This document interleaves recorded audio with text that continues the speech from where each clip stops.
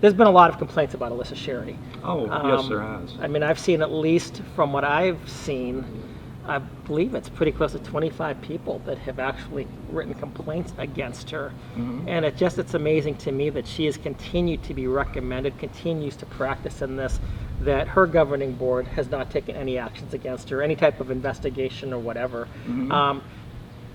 She's getting rich off of this stuff on the one hand, and she's also getting rich off of fraud. I mean, that, to me, it seems like she should be able to be indicted and convicted under some type of a fraud statute, but I don't know. You probably know better than I do about that. Well, I think that in the fee agreement, she attempted to restrict First Amendment and Fourth Amendment freedom of speech and association with specific groups that she listed, which is not appropriate. And in information that's been discovered, she has a long history within the community, and several of the local family attorneys have hired her on multiple occasions, including Judge Mousy, who, when Judge Mousy was a family law attorney before being a judge, hired her on 9 separate occasions. Yeah, I remember you said that. We talked about that. And almost all of those family attorneys are members of the Texas Family Law Foundation. Now, Amazing, isn't it?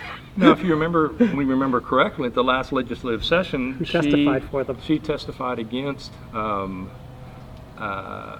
She testified for no-fault divorce, and she testified against the shared parenting bill. Right. Coincidentally, the only other individuals that had the similar testimony of her with her were members of the Texas Family Law Foundation. Yeah, exactly. So she has this long affiliation. Right. So in most orders, a child custody evaluator is assigned as an agent of the court. And their role is to be neutral, a non-biased entity, making a neutral, non-biased evaluation, which includes a non-biased format of gathering information. It's clear that she has a long established pattern of relationships among several of the family attorneys within the Austin, Travis County, Williamson County area, as well as with several of the judges. It seems to me, if that's the case then as well, especially if she has the relationship with the judges, that the judges would be inclined to go with her, whatever she says, whether it's accurate, inaccurate, just because of their friendship. And I mean, it's possible that maybe the judges actually appoint her to be a child custody evaluator, because she may give them exactly what the judge wants at the same time. But well, that's true. That's true.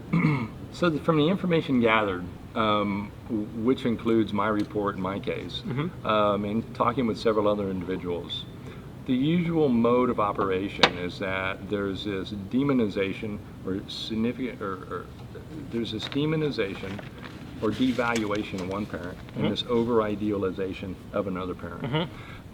And the main focus is on this issue of parent-parent communication, also known as parent-parent co-parenting, quote-unquote, which, when you really look at the requirement to co-parent, which is kind of ambiguous and undefined, right, it really is kind of an impingement of First Amendment rights.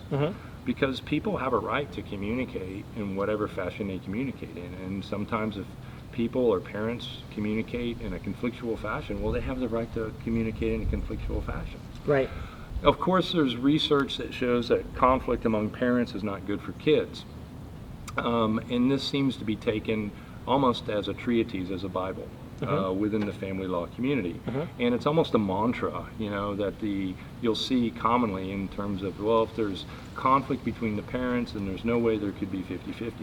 When actually the research, which Dr. Sherry testified that she deconstructed, quote, the research, and if she had deconstructed properly the research, she would have seen and testified appropriately to the committee that in fact 50-50 does have a role in decreasing conflict. As a matter of fact, parental conflict is one of the highest indicators to assign 50-50.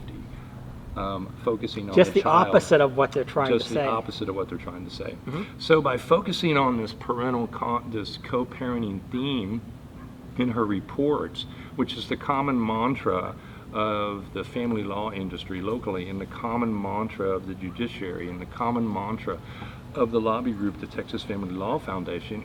She actually is collaborating with these entities to create this idea that when there's a lack of co-parenting, there's no way that children can have equalized parenting, which is completely false. Yeah, you would have to think that